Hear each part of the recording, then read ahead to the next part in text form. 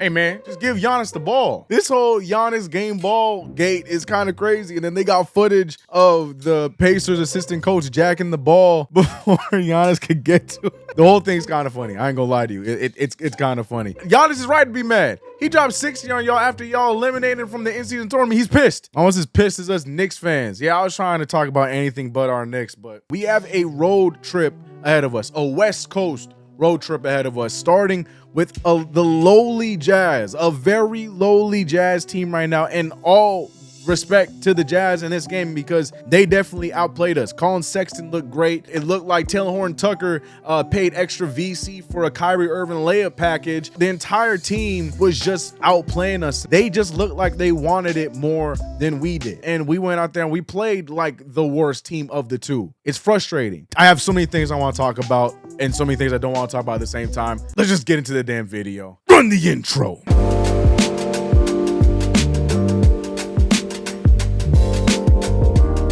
What's good, CK Crew? It's your boy CK2K, and welcome back to another video. If you haven't already, subscribe to the channel, hit the notification bell. Do not forget to like this video. People, I told you, DIYOJ. Look at the quality of this jersey. I'm not making this up. The quality is phenomenal. Really happy with this jersey, a personalized CK2K jersey. But you can have any jersey you want. Baseball, football, basketball. You want a Knicks-like jersey, a lot like this one, you can get one. You can put your own logo on it. You can get shorts. Check it out with the link in the description below. It's a really dope gift to give one of your hooper or your sports friends for the holidays. DIYOJ using promo code CK2K. Check it out. I'm telling you guys, you won't be disappointed. Link is in the description. Check it out. And that's about as happy as you're going to get out of me in this video, because what the hell was that game? Like, what the actual hell was that game? And to be real with you, nobody's safe. Not even you, Julius Randle, and not in a hating way. I just have one beef, and it's probably not even Julius Randle's fault, but I'll get to that. This team as a whole, the entirety of the New York Knicks looked like they just didn't care. They looked like they were supposed to win this game. Like, it didn't matter if they put any effort in, because it doesn't matter. We're gonna win anyways, because the attitude and the way we played from tip outside of Julius Randle was atrocious. Julius Randle had no help throughout the entirety of this game until it was, do or die time at the end of the game. I'm talking about RJ Barrett, who up until the second half could not find one field goal. He was 3 of 16 from the field, 0 of 7 from the three-point line. Luckily, he got to the free throw line where he only missed one, which has been his MO for this season. But outside of that, RJ was damn near non-existent, giving more fire for the RJ Barrett haters out there. Enjoy that one. And speaking of the haters out there, Quentin Grimes, who had a tremendous game off the bench on Monday, completely turns around and has the worst plus minus of anybody on the court with a -27, 1 for 4 from the field and 0 for 3. I mean, luckily he got that one field goal in, because it looked like he was trying to get Io Dunsumo's stat line. I don't know what I'm looking at with this team in this game. It's crazy. And Jalen Brunson shot terribly. It's great that we saw him get 16 free throws, but he only made 11 of them. 11 of 16 from the field is solid, but from the free throw line, from a guy who's supposed to be a solid free throw shooter, you can't let those go. I know a lot of you guys are probably upset with some of the fouls that were called or weren't called in this game, but to be honest with you, you can give us all those fouls that we should have had and we still would have lost this game, because the Knicks, like I said, we just came out of this game flat. Now, the few positives were the great effort that we did see out of Dante DiVincenzo and the great game out of Immanuel Quickley. That's right, Immanuel Quickley. I'll get back to Dante DiVincenzo. Tibbs, what the hell? Quick question. Just what the hell was up with Immanuel Quickley? Immanuel Quickley, outside of Julius Randle, was the only other Knick that was scoring at a high clip, at a high percentage, and looked like was giving us any attempt to stay in this game. But yet, he only played 18 minutes. What? I mean, at first, I was thinking it had something to do with him returning with the injury. Maybe he was under some injury restriction. But then when we needed him with about, 30 seconds left in the game, magically, Immanuel Quickley checks in and is back on the floor, meaning he could have been out there a lot sooner. You had Josh Hart in the game who wasn't doing anything. You're going to talk about defensive help. Josh Hart was damn near non-existent. He was 0 for 5 from the field. I'm sure he had some good stops here and there till he had 1 steal. But in a game like this where they were giving us an opportunity to get back in the game. We were on a 23-9 run at one point. We've seen the small lineup work. Go out there with Jalen Brunson, Donte DiVincenzo, and IMMANUEL QUICKLEY with Julius Randle and Isaiah Hartenstein. They don't have anybody at that wing that's really going to kill us where it would have hurt us defensively. It's not even like we were trying to play defense. Why was IMMANUEL QUICKLEY benched in the final moments? I don't understand. Thank God Donte DiVincenzo went on a run and he helped us out offensively, because guess what? Julius Randle, who had a tremendous game, had 30 points going into the fourth quarter, shot 0 times in the fourth quarter. And I'm not even blaming Julius for this. There might be a little blame there. Maybe he saw his stat line, saw how great his percentages looked, and he chose to not shoot some shots.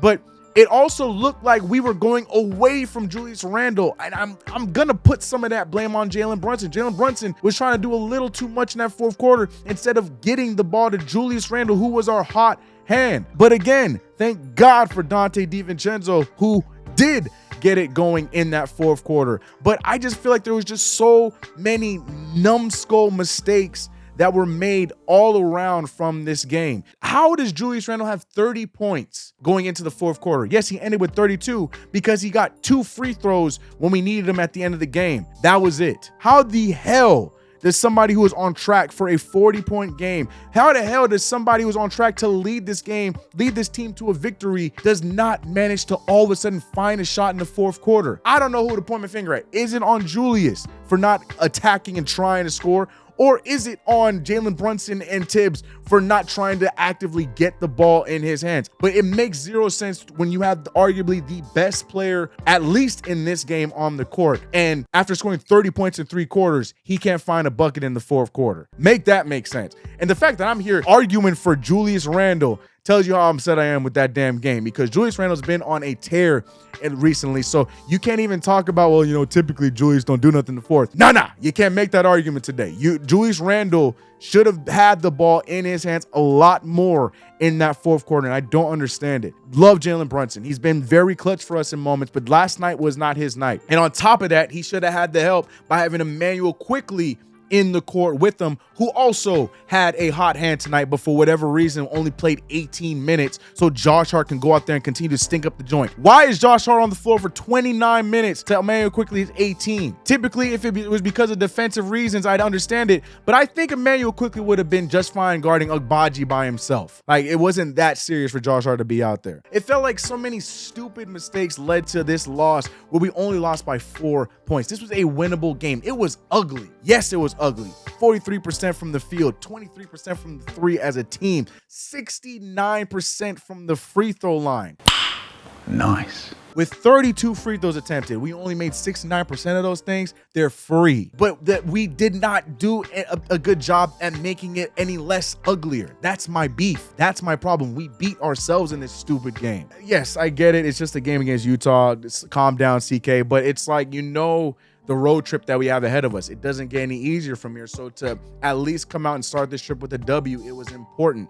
Now we got the likes of the Suns, who is most likely going to have their first game with all 3 of their big 3 players playing at the same time on Friday on ESPN. Whoop-de-doo to that. That's going to be a lot of fun. And you know how great we are in national televised games, so that's only going to add fuel to that fire. Then we got a Clippers team that's slowly trying to figure it out with the team that they got built together. Like, it's just all frustrating. Then we got the Lakers on Monday. This is one that we had to win. Playing down to the competition of the team is getting real tired. It's getting real tired. Now, yes, we've done a good job beating these lowly teams, but it worries me. Like, we're already bad against the plus 500 teams, and now we did, like, frustrating, and the Knicks need to get that thing solved and get it figured out before Friday night's game. But what says you? Am I overreacting?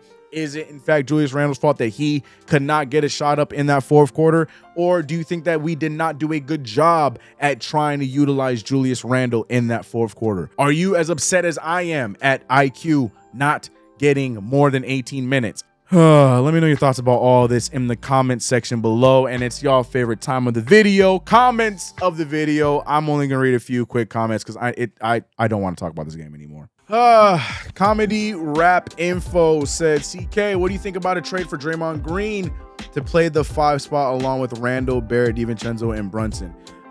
First of all, we would trade for Draymond Green to do what? Not play? He just got suspended indefinitely. I don't even know what his future looks like, at least this season. That doesn't make any sense for us. No. Heart63 keeping it the most real that anyone can keep it. We don't have good ball movement. Why you put 2 balls on there like that, brother? Pause. I'm gonna pause it just to be safe. Pause. But you right, but pause. Oh, Alexar Joan 1692. I love this comment. The league now benefits offensive fluidity. The Knicks don't have that. Then they have ISO plays and no real distribution. By the way, the Pacers beat the Bucks. Man, this comment is perfectly put. Yeah, I mean, the thing is, I've been saying this. I've been ahead of this for years, back when I had the Zoe to NY movement. Yes, Lonzo Ball got injured, but my stance on where the Knicks should have been at that point still stands. I truly think that the Knicks missed the bar by not focusing on trying to up the pace as a team, to not try and play a pass first type of game in this NBA, play fast in today's NBA. I think the Knicks truly missed out on that. I think we did strike gold with Jalen Brunson, although he's not a pass first point guard, which is what I would prefer at a point guard. But I still think with a guy like Jalen Brunson, you can still build around that and still be able to play fast, because I think Jalen Brunson is the kind of guy that can buy in on that.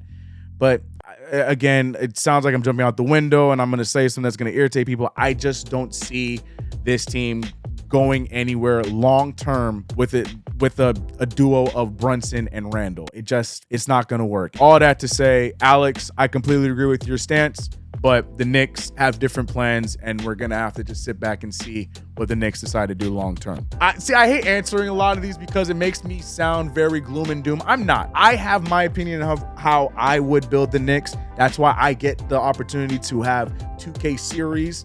Yes, a plug, new episode coming on Saturday. But that's why I get the opportunity to have 2K series where I get to show what I would do differently than what the Knicks are going to do. But either way, I just want to see the team win. I have different ideas of that. Obviously, the front office has different ideas than I do. It is what it is. All I'm saying is, Alex, I think, is onto something. I think we missed out on that, especially when we decided to go with Obi Toppin over Tyrese Halliburton, but that's neither here nor there. Anyways, ladies and gentlemen, if you haven't already, subscribe to the channel, hit the notification bell. Do not forget to like this video. Tough loss, but we get to turn it around against Phoenix tomorrow. I will be live over on Knicks Fan TV doing another play-by-play to defend my winning record, even though I'm coming off of a loss. We're streaming 2K tonight. Come through and discuss what you saw in this video tonight on stream. I'll be live tonight on 2K. All right, hope to see you guys there. DIYOJ, links in the description below. I'm done. Stupid Knicks, man. Stupid Knicks. Cold pizza Tuesday. I got food up in the fridge. Y'all keep looking for that new wave. I think I like it how it is.